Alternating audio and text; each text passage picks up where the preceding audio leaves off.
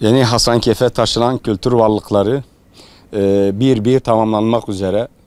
Biz karşımızdaki Sultan Süleyman Han Camii'nin minaresinin ve etrafının düzenlemesi çalışmaları son hız devam ediyor.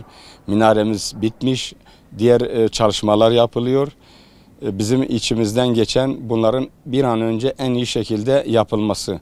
Tabii karşımızdaki bu vadi, biz 2. Haliç Güneydoğu'da diyoruz. Su dolduğu zaman liman olacak, tekneler gelecek. Bu Malabadi Köprüsü'nün bir benzerinin burada yaya köprüsü olarak kullanılacak olması ayrı bir güzellik veriyor. Bizim derdimiz sizin gibi güzel insanların aracılığıyla tüm Türkiye'ye, tüm dünyaya gelin Hasankeyf nasıl bir Hasankeyf olmuş hep beraber görelim. Burada taşınmış olan kültür varlıkları İmam Abdullah Zaviyesi, Kızlar Camii, Kale Kapısı, Erzurum Camisi'nin minaresi gelmiş. Caminin gelmesini bekliyorlar. Onun da restoran çalışmalarının bir an önce başlanması gerektiğine inanıyoruz. Tabi burada İmam Abdullah Zaviyesi için önemli bir konuyu söylemek istiyoruz. İmam Abdullah Zaviyesi bitmek üzere. Biz bir an önce bitirilsin. Müzedeki kemiklerinin mezarının içine, kabrine yerleştirilmesini istiyoruz. Acilen yapılması lazım. Müzede beklememesi lazım. Bu önemlidir bizim için. Tabii diğer kültür varlıklarından hammamımız, Artuklu Hammamı, Zeynel Bey Türbesi hepsi taşınmış buraya. Bunların çalışmaları, çevre düzenleme çalışmalarına başlanmış. Bizim derdimiz bir an önce en iyi şekilde yapılması. Ziyaretler şu anda başlamış ama tahmin tabii edemiyoruz çünkü çalışmaları yakinen biz takip ettiğimiz için hiçbir sürenin zamanında yapılmadığını gördük. Atıyorum 3 ay sonra diyorlar, 1 yıl sonraya oluyor. Onun için tarih verme imkanımız yok. Tabii şurada 2 tane mandeke kümbetler yapılmış. Oraya Hasankeyf'teki önemli yatırlarımız var. Eski alimlerimiz var.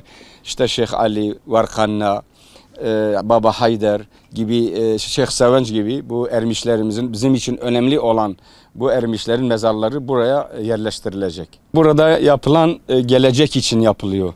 Gerçekten bizim temennimiz bu vadi su dolduğu zaman etrafındaki bu kültür varlıklarıyla, müzeyle bölgenin değil Türkiye'nin bir turizm merkezi, ticaret merkezi, tekneler olacak, suyun üstünde limanlar olacak.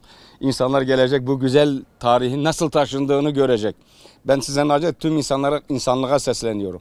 Gelin bakın Türkiye Cumhuriyeti Devletimiz tarihimizi nasıl taşıdı, nasıl zarar vermeden taşıdı, nasıl bu güzellikleri şu anda sergiliyor ve insanlar gelip bunu görecekler.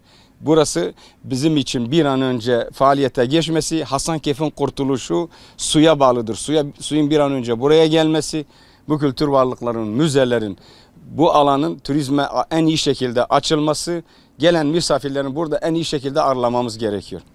Bizim yeni Hasankeyf için büyük hayallerimiz var. Buraya birkaç futbol idman sahası yapıp, güzel oteller yapıp, ülkemizin ve dünyadaki büyük takımların buraya her yıl birini buraya çağırıp hem Hasankeyf'in reklamını hem o takımların burada Hasankeyf'i reklam etmeleri için bizim hayalimiz var. Biz onu inşallah gerçekleştireceğiz. Hasankeyf Kalesi'nin etrafının dolgu çalışmaları son hız devam ediyor. Mutlaka bu korunma olması gerekirdi. Tabii herkes bir şey söylüyor. Bu harcamalar niye? Yaptığı zaman devlet yaptığı zaman niye yapıyor diyorlar. Yapmadığı zaman da niye yapmıyor? Devletimiz, hükümetimiz bu konuya gerçekten çok önem veriyor Hasankeyf'e. Hasankeyf için hiçbir harcamadan kaçınmadı hükümetimiz. Bu çok önemli bir konu. Fakat biz yerel olarak, halk olarak değerlendiremedik, sahiplenemedik. Başta yerel yönetimler olmak üzere. Hep karşı olundu, hep tekmelendi, hep ben işte istemiyorum denildi. Ona rağmen devletimiz, gerçekten hükümetimiz çok güzel şeyler yaptılar.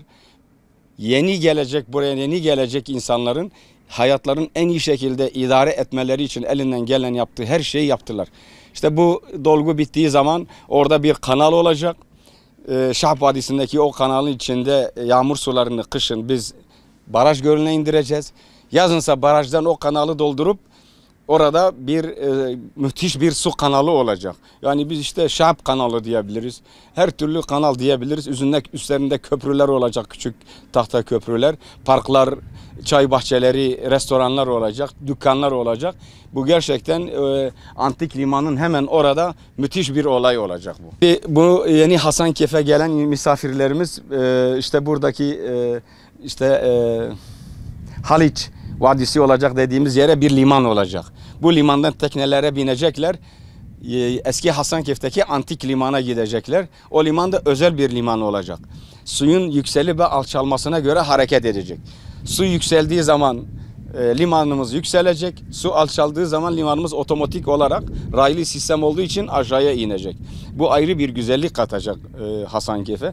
Ayrıca bir teleferik projesi vardı. Fakat şu anda ekonomik sorunlardan dolayı bu teleferik projesi biraz göz ardı edilmiş gibi ama o mutlaka hayata geçirilecek. Çünkü o teleferik olayı olduğu zaman siz yeni Hasankeyf'ten eski Hasankeyf'e 15-20 dakika suyun üstünde seyahat ederek gideceksiniz. Bu çok önemli bir. Dünyada öyle bir yer, öyle bir şey yok. Öyle bir yer yok. Hem Darphane'nin oradan Hasankeyf Kalesi'nin Raskoçluk dediğimiz yerine gidecek. Orada insanlar inecek, kalemizi ziyaret edecekler. Oradan da tekrar yeni Hasankeyf'e teleferikle seyahat edecekler.